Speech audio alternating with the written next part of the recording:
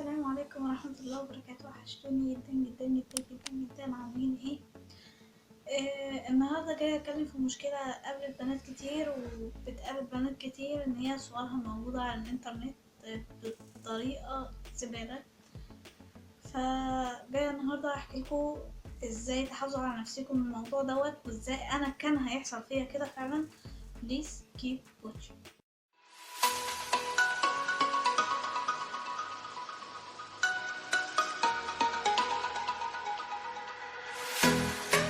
مبدئيا كده انا بحذركم من الانستجرام والفيسبوك والواتساب. انا حصلت معايا مشكله قريب في الواتساب، ان انا كنت فاتحه جروب بوستات انا واصحابي، ودخل ولد وسطينا واحنا مش حاسين، واحنا كنا جروب بنات بس. فالولد ده دخل ازاي؟ اكيد عن طريق بنت عايزه تنتقم من حد مننا. فكان الولد دوت بيعمل ايه؟ دخل كلمنا واحده واحده وعلى انه بنت، تمام، وبدأ يتعرف علينا ومش عارف ايه واحنا مفكرين ان هو بنت، ان هو بيتكلم عادي، انا بتكلم معاكم وعايزه ابقى معاكم مش عارف ايه، وبعت بوستات والكلام ده. الرقم خرج من الجروب لان احنا شكينا فيه. ابعتولي صوره مش عارف ايه. نبعتلك صوره ليه؟ يعني احنا كبنات بنتكلم مع بعضينا، مش من حقك انك تاخدي صورتي، تمام. كنت وقتها لسه مش بطلع على اليوتيوب وكده قوي يعني. المهم طبعا كلنا رفضنا ان تتبعت الصور، وكان في بنات اصلا حاطه صورهم متسجله عندها الرقم ده. احنا كنا 3 بنات. بعد كده قال لنا انتوا خرجتوني من الجروب ليه؟ طب دخل لواحده صاحبتي قال لها انت خرجتيني من الجروب ليه؟ فقالت له علشان انت مش بنت، انت ولد. فما قال لها طيب ماشي، انا ههكر لكم الجروب ومش عارف ايه، وفضل يبعت حاجات تهنج التليفون. البتاع ده هكر، البتاع ده مش عارف ايه. فعلا كان متهنج معانا التليفون كان بيهنج جدا معانا احنا التلاتة. فخوفنا خلاص بقى. فبعد كده بدأ يتصل بواحدة واحدة فينا يقول لنا انا الهاكر بتكلم معاكم. هو كان جلنف اساسا اللي كان بيتكلم معانا بصراحة. آه، واحد اهبل كده بيتكلم معانا. فالمهم انا الهاكر معاكم، هوديكوا في داهية، صوركم معايا مش عارف ايه، انا هاكر ارقامكم دلوقتي وتليفوناتكم. انا الكلام ده مدخلش دماغي، لان انا عندي انك انت تبعتلي رابط ادخل عليه يبقى انت كده هكرتني، انا متاكده من كده. انما انك انت تهكرني من رقمي، هتهكرني بيه ازاي ده؟ فعشان كده حصلت معانا المشكله ديت، وقفلنا الجروب تماما، مسحناه خالص ومسحنا كل الارقام اللي فيه. بس كانت في بنت من جوه بتنقله ان احنا بنشتمه جوه الجروب، فكنا بنشتمه الحيوان دوت عايز مننا ايه مش عارف ايه. فكانت تنقله وهو يبعت لنا احنا الشات، انت ازاي بتتكلمي عليا كده يا بنتي مش عارف ايه. مش هتايم بقى بلسان ما شاء الله، يعني متربي الولد. بعد كده المشكله التانية اللي هتحصل في الفيسبوك، او اللي بتحصل حاليا في الفيسبوك، ان في بنات يا عيني بتتاخد صورها تتحط في حسابات وهمية بيفتحوها الولاد ويكلموا بيها البنات، علشان ياخدوا مثلا منهم صورهم، ياخدوا منهم مثلا يكلموا الولاد علشان ياخدوا منهم مثلا فلوس زي شحن زي رصيد. حصلت مع واحدة صاحبتي واتاخد صورها في الانستجرام واتحطت في انستجرام تاني علشان ياخد من الولاد فلوس. فدي مشكلة، فأنا بتمنى إن الناس دي تنقرض من الحياة أساسا. كانت حصلت معايا برضو. كان إيميل دخلت كلمتني واحدة، أنا مش هقول هي، يعني هي بتقولي إن هي من دولة عربية، بس أنا مش هقول هي من دولة عربية إيه. فالمهم دخلت كلمتني وعاملة إيه وحبيبتي ومش عارف إيه، وأنا بحبكم مصريين، تمام قشطة تمام. انا كلمتها كام يوم ورا بعض، وبعد كده خلاص قطعت بقى، ما اكيد مش فاضيه ان انا اقعد على طول فاتحه الفيسبوك بتكلم مع كله. بعدها بحوالي شهر تقريبا دخلت كلمتني وقالت لي لو انتي فعلا بتحبيني ما كنت سالتي عليا ومش عارف ايه. انا ما حدش على الفيسبوك اصلا بيخش يكلمني كده تلقائي لوحده، تمام، لازم انا اخش واتكلم. فهي دخلت قالت لي انتي ازاي ما تساليش عليا، انتي مش عارف ايه، في ستوري محطوطة عندها. فالصورة بتاعتها اتغيرت، فلاحظت من تغيير الصورة ان في حاجة مش مظبوطة في الايميل. فاكيد كانت صاحبة الايميل ده، او هو كان بيكلمني على انه ولد من بدري اصلا، وعلى انه هو من بلد تانية، لان اللي اتكلمني مش واحد عربي، واحد مصري زينا، فاللغة اللي كان او الطريقة اللي كان بيتكلم بيها كانت طريقة مصرية. فطبعا انا كانت رد فعلي اني اعمل له بلوك. احيانا برد على الناس واشتم بصراحة، يعني انا الولد الهاكر اللي هو بتاع الواتساب دوت اتشتم كمية شتايم مني فظيعة يعني. فبتمنى ان فعلا الناس ديت احنا نعاقبها بما فيه الكفاية. ايه اللي حصل معايا بقى على الانستجرام، وبتمنى كل بنت تاخد بالها من الموضوع دوت، لان في بنات وقعت مطبق فيه. واحدة او ايا كان مين اللي فاتح واحد واخد ايميل باسم واحدة اسمها هحطلكوا صورة الايميل بتاعه هنا علشان كله يخش يعمل له ريبورت عشان يمحي البني ادمين دي من الحياة اساسا. دخلت عندها على اساس ان هي دكتورة تغذية، وانا عندي التهاب في المعدة، فانا اكيد مش هروح لاي دكتور يقول لي خدي الاكل دوت وكليه وانا ممنوعة من الالياف ومش عارف حاجات كده، ممنوعة من حاجات كتير عموما. فالمهم دخلت كلمتها في التعليقات بتاعت الصور، فقلت لها انا عايزة اخس كذا يعني. فدخلت قالت لي ايه كلميني خاص.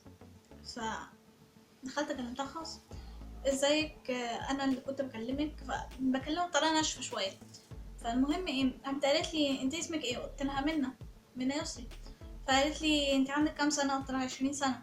قالت لي انا عندي 31 سنه واسمي كانت قالت اسمها ايه مش فاكره، بس انا مسحت الشات اصلا عشان امحي كل الكلام اللي اتقال، لان الكلام اللي اتقال كان زباله بصراحه. فقالت لي انا عندي 31 سنه ومتجوزه ومش عارف ايه، انت متجوزه؟ قلت لها لا انا مش متجوزه ومش بفكر في الموضوع ده اصلا دلوقتي ومش دماغي في الموضوع دوت. طيب ايه هي مشكلتك؟ قلت لها ان انا عايزه اخس لان انا دلوقتي باكل اقل حاجه باكلها بتضرب معايا ب10. طيب قالت لي مش عارف ابعتيلي صوره بطريقه معينه، اكيد البنات فهمتني دلوقتي انا قصدت ايه. انا بعد رغي طويل هي قالته فضلت تسأل أسئلة لو دكتور أنا قاعدة قدامه والله ما هيسألها، وأسئلة على مناطق في الجسم فظيعة. فأنتي إيه فما شكيت فيها، قلت لها هو أنتي بنت ولا ولد؟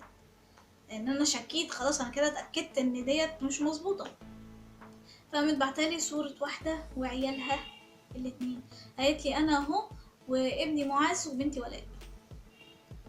تخيلوا واخدين صورة واحدة وعيالها بيعملوا بيها ايه علشان يتاجر هو بيها، ياخد صور البنات بعد كده وهي عريانة ويوديها في 60 داهية. طيب ليه كده؟ يعني انتوا ايه غيتكم في كده؟ ديننا بيقول ان احنا نعمل كده؟ ده مفيش اي ديانة في الدنيا تقول ان احنا نعمل كده، مفيش اي ديانة في الدنيا تقول ان احنا نعمل كده. يعني تعرضوا قابلين ان انتوا تعرضوا بنات الناس ومش مفكرين في نفسيكم مثلا؟ يعني انتوا مش مفكرين انك في يوم من الايام انت مش هتخلف بنت؟ مش مفكر انك هتتجوز وهيبقى عندك ست؟ مش مفكر انك ليك اخت حتى لو مالكش اخت؟ مش مفكر ان في مستقبلك ده كله مش هتقابل بنت معينة؟ يعني اذا كانت بنتك او مراتك او امك او اي حد هيحصل في الموقف ده. يعني انتوا بأي عقلية بتتعاملوا بهذا؟ يعني بأي عقلية؟ فانا مش عارفه افهم بصراحه عقلهم ليه احنا ديننا محرم اصلا ده. يعني بيقولك استر، احنا عندنا مش محافظين على ديانتنا كويس، بنتنمر، بنفتن، بنتكلم بطريقه وحشه. يعني ديننا مش قال كده اساسا.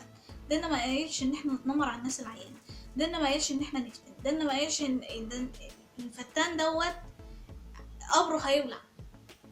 فاهمين؟ قبره هيولع، ما بالكم اللي بيعرض بنات الناس بقى، ده هيبقى ايه حسابه ايه اساسا؟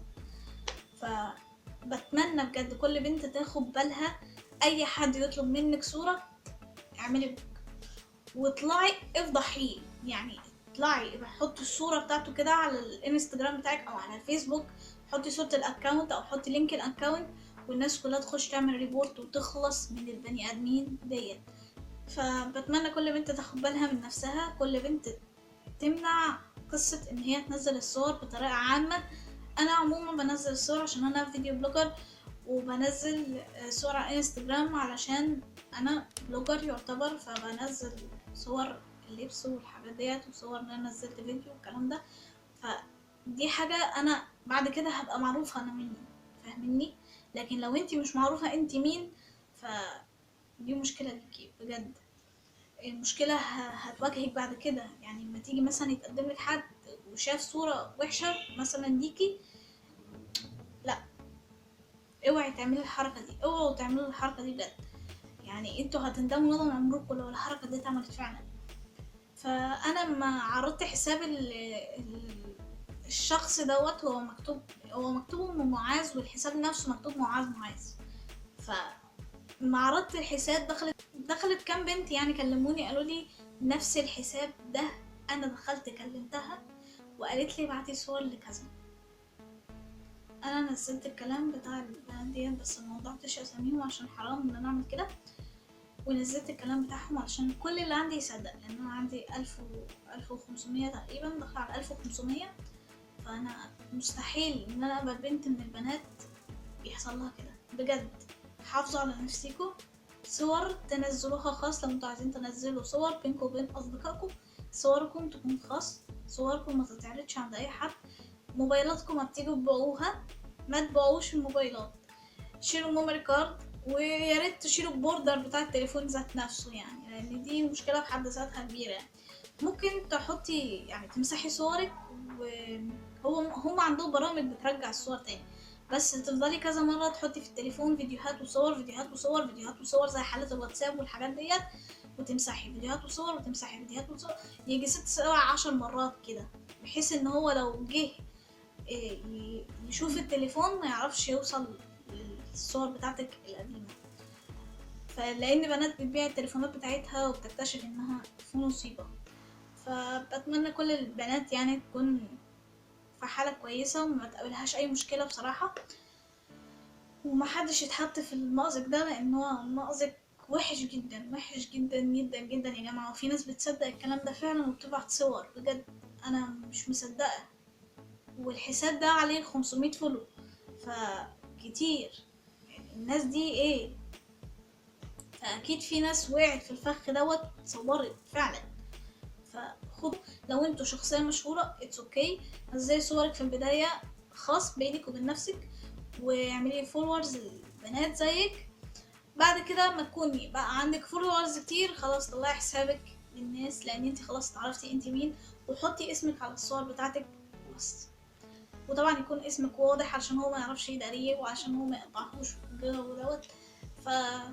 اظبطي حياتك كده. وطبعا في نهايه الفيديو خالص في نهايه الفيديو بتاعنا دوت احب اقول لكم انكم انتوا هتوحشوني جدا جدا جدا جدا. حافظوا على نفسيكم وابتسموا وادوا السعاده للناس اللي حواليكم عشان السعاده تكون عليكم. وبس دي نهايه الفيديو.